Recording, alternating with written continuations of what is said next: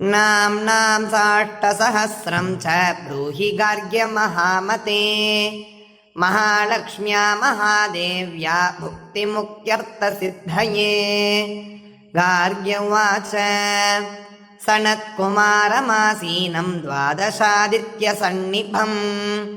अपृच्छन् योगिनो भक्त्या योगिनामर्थसिद्धये। सर्वलौकिककर्मभ्यो मुक्तानां हिताय वै भुक्तिमुक्तिप्रदं जप्यम् अणुब्रूहि दयानिधे।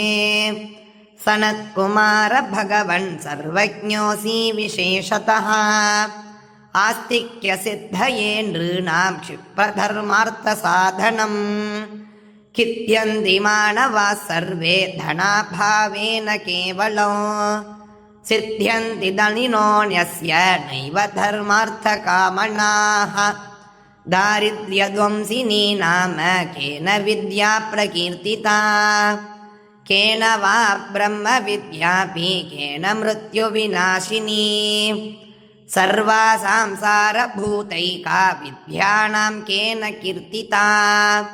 प्रत्यक्षसिद्धिता ब्रह्मन् तामाचक्ष्वदयानिधे। सनत्कुमार उवाच साधु पृष्टं महाभागा सर्वलोकहितैषिणः महतामेष धर्मश्च नान्येषामिति मे मतिः। ब्रह्म विष्णुमगादेव महेन्द्रादिमगात्मभिः सम्प्रोक्तं कथयां यद्य लक्ष्मीनाम सहस्रकम् यस्योच्चारणमात्रेण दारिद्र्यान्मुच्यते नरः। किं पुनस्तज्जपाद्यापि सर्वेष्ठार्थानमाप्नुयात्। अस्य श्रीलक्ष्मी दिव्यसहस्रनामस्तोत्रमहामन्त्रस्य आनन्दकर्दमचिक्लीतेन्दिरासुतादयो महात्मानो मगर्षयः अनुष्टुप्छन्दः। विष्णुमाया शक्तिः महालक्ष्मीः परा देवता। श्रीमहालक्ष्मी प्रसादद्वारा सर्वेष्टार्थसिद्ध्यर्थे जपे विनियोगः। ध्यानम् पद्मनाभप्रियां देवीं पद्माक्षीं पद्मवासिनीं पद्मवक्त्रां पद्महस्तां वन्दे पद्मामहर्निशम्। पूर्णेन्दुवदनां दिव्यरत्नाभरणभूषितां वरदाभय अस्ताढ्यां ध्यायेच्छन्द्रसहोदरीम्। इच्छारूपां भगवतः सच्चिदानन्दरूपिणीं सर्वज्ञां सर्वजननीं विष्णुवक्षस्थलालयां दयालुमनिशं ध्यायेत् सुखसिद्धिस्वरूपिणीम्। ॐ नित्यागदानन्द नित्यानन्दिनी जनरञ्जनी नित्यप्रकाशिनी चैव सुप्रकाशस्वरूपिणी महालक्ष्मीर्महाकाली महाकन्या सरस्वती भोगवैभवसन्धात्री भक्तानुग्रहकारिणी ईशावास्या महामाया महादेवी महेश्वरी हृल्लेखा परमाशक्तिः मातृका बीजरूपिणी नित्यानन्दा नित्यबोधानादिनी जनमोदिनी सत्यप्रत्ययनी चैव स्वप्रकाशात्मरूपिणी त्रिपुरा भैरवी विद्या अंसा वागीश्वरी शिवा वाग्देवी च मगारात्रिः कालरात्रिस्त्रिलोचना भद्रकाली कराली च महाकाली तिलोत्तमा काली करालवक्त्रान्ता कामाक्षी कामदा शुभा चण्डिका चण्डरूपेशा चामुण्डा चक्रधारिणी त्रैलोक्यजयिनी देवी त्रैलोक्यविजयोत्तमा सिद्धलक्ष्मी क्रियालक्ष्मी मोक्षलक्ष्मी प्रसादिनी उमा भगवती दुर्गा चान्द्री दाक्षायणी शिवा प्रत्यङ्गिराधरा वेला लोकमाता हरिप्रिया पार्वती परमादेवी ब्रह्मविद्याप्रदायिनी अरूपा बहुरूपा च विरूपा विश्वरूपिणी पंचभूतात्मिका वाणी पंचभूतात्मिका परा काली मा पंचिका वाग्मी अविप्रत्यधिदेवता देवमाता सुरेशाना देवगर्भाम्बिका धृतिः संख्या जाति क्रिया शक्तिः प्रकृत्यत्मोहिनी मही यज्ञ विद्या मगा विद्या गुह्य विद्या विभावरी ज्योतिष्मती मगा माता सर्वमंत्र फलप्रदा आदित्यध्वंसिनी देवी हृदय ग्रंथि भेदिनी सहस्रादित्य संकाशा चंद्रिका चंद्ररूपिणी गायत्री सोम संभूति सावित्री प्रणवात्मिका शांकरी वैष्णवी ब्राह्मी सर्वदेव नमस्कृता सेव्य दुर्गा कुबेराक्षी करवीर निवासिनी जया च विजया चैव जयंती चापराजिता कुब्जिका कालिका शास्त्री वीणा पुस्तकधारिणी सर्वज्ञ शक्ति श्री शक्ति ब्रह्म विष्णु शिवात्मिका इडा पिंगलिका मध्य मृणाली तंतुरूपिणी यज्ञेशानी प्रथा दीक्षा दक्षिणा सर्वमोहिनी अष्टांग योगिनी देवी निर्बीज ध्यान गोचरा सर्वतीर्थस्थिता शुद्धा सर्वपर्वतवासिनी वेदशास्त्र प्रभा देवी षडंगादिपदक्रमा शिवा धात्री शुभानंदा यज्ञकर्मस्वरूपिणी व्रतिनी मेनका देवी ब्रह्माणी ब्रह्मचारिणी एकाक्षर परा तारा भवबन्धविनाशिनी विश्वंभराधरा धारा निराधारादिकस्वरा राकाकुहूरमावास्या पूर्णिमानुमद्युतिः सिनीवाली शिवावस्या वैश्वदेवी पिशङ्गिला पिप्पला च विशालाक्षी रक्षोऽग्निवृष्टिकारिणी दुष्टविद्राविणी देवी सर्वोपद्रवनाशिनी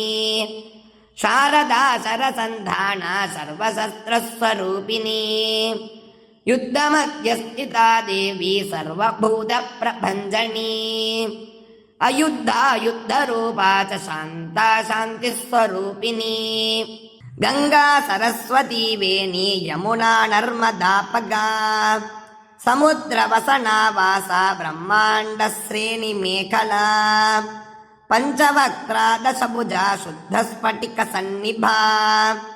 रक्ता कृष्णा स्थिता पीता सर्ववर्णानिरीश्वरी कालिका चक्रिका देवी सत्या तु वटुका स्थिता तरुणी वारुणी नारी जट्टा देवी सुरेश्वरी विश्वंभराधरा कर्त्री गलार्गल विभञ्जनी संध्या रात्रि दिवाज्योत्स्ना कलाकाष्ठा निमेषिका उर्वी कात्यायनी शुभ्रा संसारान्नवतारिणी कपिला कीलिका शोका मल्लिका नवमल्लिका देविका नंदिका शांता भंजिका भयभंजिका कौशिकी वैदिकी देवी सौरी रूपादिकादिमा दिग्वस्त्रा नववस्त्रा च कन्यका कमलोद्भवा श्री सौम्य लक्षणातीत दुर्गा सूत्र प्रबोधिका श्रद्धा मेधा कृति प्रज्ञा धारणा कांतिरेव च श्रुतिस्मृतिर्धृतिर्धन्या भूतिरिट्टिर्मनीषिणी विरक्तिर्व्यापिनी माया सर्वमाया प्रभञ्जनी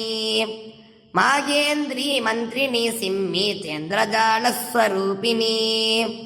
अवस्थात्रय निर्मुक्ता गुणत्रय विवर्जिता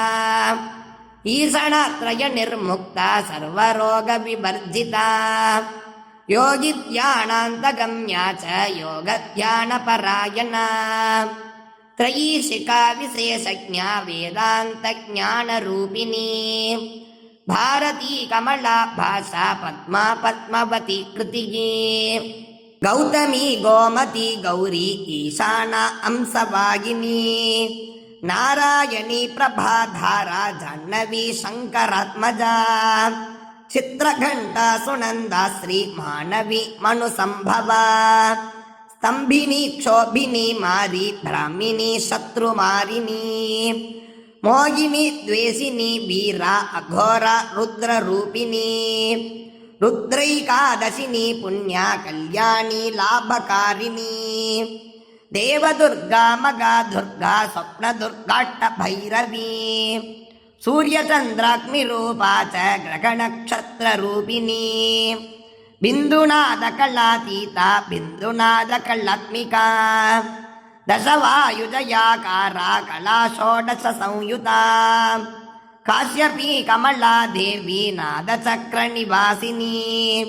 मृडाधारा स्थिरा गुह्या देविका चक्ररूपिणी अविद्या शार्वरी भुञ्जा जम्बासुरनिबर्गिनी श्रीकाया श्रीकला शुभ्रा कर्मनिर्मूलकारिणी आदिलक्ष्मीर्गुणाधारा पञ्चब्रह्मात्मिका परा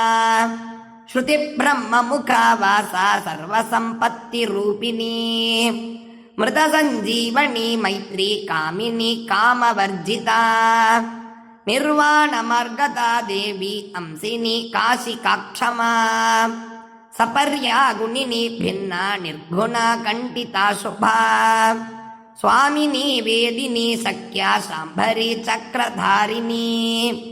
दण्डिनी मुण्डिनी व्याघ्री शिखिनी सोमसंहतिः चिन्तामणिश्चिदानन्दा पञ्चबाणप्रबोधिनी बाणश्रेणी सहस्राक्षी सहस्रभुजपादुका सन्ध्यावलिस्त्रसन्ध्याख्या ब्रह्माण्डमणिभूषणा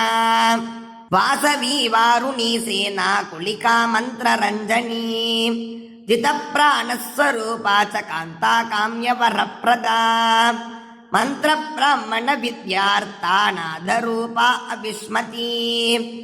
आतर्वणी श्रुतिशून्या कल्पना वर्जिता सती सत्प्राजादिप्रमामेया प्रमितिः प्राणधागतिः अवर्णा पञ्चवर्णा च सर्वदा भुवनेश्वरी त्रैलोक्यमोगिनी विद्या सर्वभर्तृक्षराक्षरा हिरण्यवर्णा अरिणी सर्वोपद्रवनाशिनी कैवल्यपदवी रेखा सूर्यमण्डलसंस्थिता सोममण्डलमध्यस्था वह्निमण्डलसंस्थिता वायुमण्डलमध्यस्था व्योममण्डलसंस्थिता चक्रिका चक्रमध्यस्था चक्रमार्गप्रवर्तिनी कोकिला कुलचक्रेशा पक्षतिः पङ्क्तिपावनी सर्वसिद्धान्तमार्गस्था षड्वर्णावरवर्जिता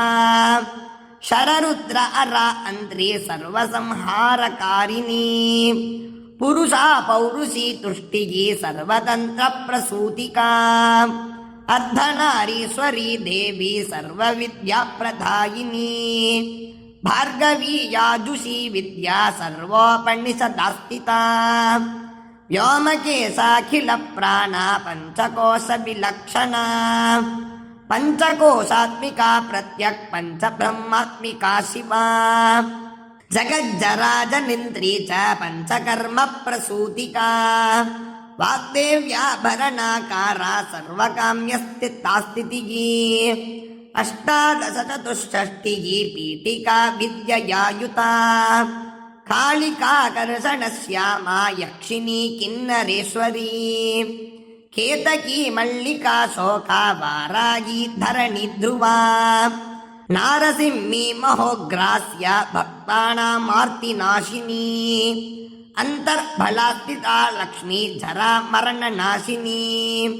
श्रीरञ्जिता मगाकाया सोमसूर्याग्निलोचना अतिथिर्देवमाता च अष्टपुत्राष्टयोगिनी अष्टप्रकृतिरष्टाष्टविभ्राजद्वितिकाकृतिः दुर्भिक्षध्वंसिनी देवी सीता सत्या च रुक्मिणी ख्यातिजा भार्गवी देवी देवयोनिस्तपस्विनी शाकम्भरी मगाशोणा गरुडोपरि संस्थिता सिंहगा व्याघ्रगा देवी वायुगा च मगादृगा अकारादिक्षकारान्ता सर्वविद्यादिदेवता मन्त्रव्याख्याननिपुणा ज्योतिषशास्त्रैकलोचना इडा पिङ्गलिका मध्य सुषुम्ना ग्रन्थिभेदिनी कालचक्राश्रयोपेता कालचक्रस्वरूपिणी वैशारदीमतिश्रेष्ठा वरिष्ठा सर्वदीपिका वैनायकी वरारोगा श्रोणिवेला बगिर्वलिगी जम्बिनी जृम्बिनी जृम्बकारिणी गणकारिका शरणी चक्रिकानन्ता सर्वव्याधिचिकित्सकी देवकी देवसङ्काशा वारिधिः करुणाकरा शर्वरी सर्वसम्पन्ना सर्वपापप्रभञ्जिनी एकमात्रा द्विमात्रा च त्रिमात्रा च तथा परा अर्धमात्रा परा सूक्ष्मा सूक्ष्मार्थार्थपरा परा एकवीरा विशेषाख्या षष्ठीदेवी मनस्विनी नैष्कर्म्या निष्कला लोका ज्ञानकर्माधिका गुणा सवद्वान्दन्दसन्दोगा व्योमाकाराणि रूपिता गद्यपद्यात्मिका वाणी सर्वालङ्कारसंयुता साधुबन्धपदन्यासा सर्वौको घटिकान्वलिगी षट्कर्मा कर्कशाकारा सर्वकर्म विवर्जिता आदित्यवर्णा चापर्णा अमिनीवररूपिणी ब्रह्माणि ब्रह्मसन्ताना वेदवागीश्वरी शिवा पुराणन्यायमीमांसा धर्मशास्त्रागमश्रुता द्यो वेदवती सर्वा अंसी विद्यादिदेवता विश्वेश्वरी जगद्धात्री विश्वनिर्माणकारिणी वैदिकी वेदरूपा च कालिका कालरूपिणी नारायणी मगादेवी सर्वतत्त्वप्रवर्तिनी हिरण्यवर्णरूपा च हिरण्यपदसम्भवा कैवल्यपदवी पुण्या कैवल्यज्ञानलक्षिता ब्रह्मसम्पत्तिरूपा च ब्रह्मसम्पत्तिकारिणी वारुणी वारुणाराध्या सर्वकर्मप्रवर्तिनी एकाक्षरपरा युक्ता सर्वदारिद्र्यभञ्जिनी पाशाङ्कुशान्विता दिव्या वीणा व्याख्यानसूत्रभृत् एकमूर्तिस्त्रयी मूर्तिः मधुकैटपभञ्जिनी साङ्ख्या साङ्ख्यवती ज्वाला ज्वलन्ती कामरूपिणी जाग्रन्ती सर्वसम्पत्तिः सुषुप्ता स्वेष्टधायिनी कपालिनी मगात्रंटा भ्रुकुटी कुटिलालना सर्वावासा सुवासा च बृहत्यट्टिश्च शक्वरी छन्दो गणप्रदिष्टा च कल्माशी करुणात्मिका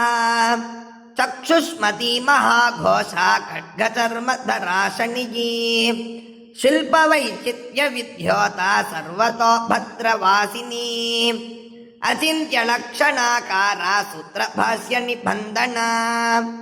सर्ववेदार्थसम्पत्तिः सर्वशास्त्रार्थमातृका अकारादिक्षकारान्त सर्ववर्णकृतस्थला सर्वलक्ष्मी सदानन्दा सारविद्या सदाशिवा सर्वज्ञा सर्वशक्तिश्च केचरी रूपगोच्छ्रिता अणिमादिगुणोपेता पराकाष्ठा परागतिः हंसयुक्तविमानस्था हंसारूढा शशिप्रभा भवानी वासनाशक्ति आकृतिस्था किलाखिला तन्त्रयेतृविचित्राङ्गी व्योमगङ्गा विनोदिनी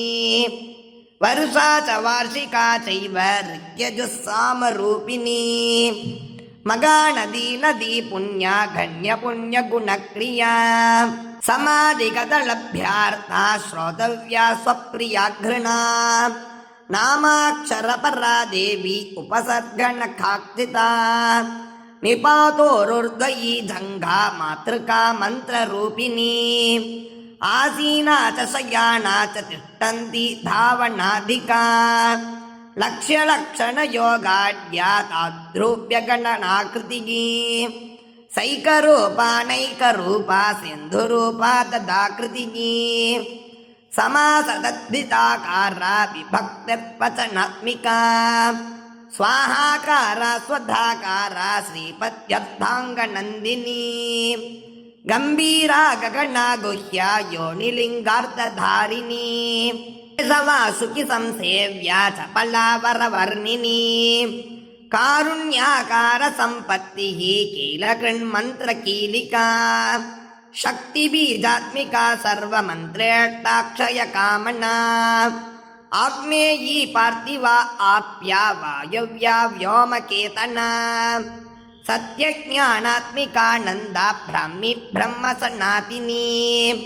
अविद्या वासना माया प्रकृतिः सर्वमोगिनी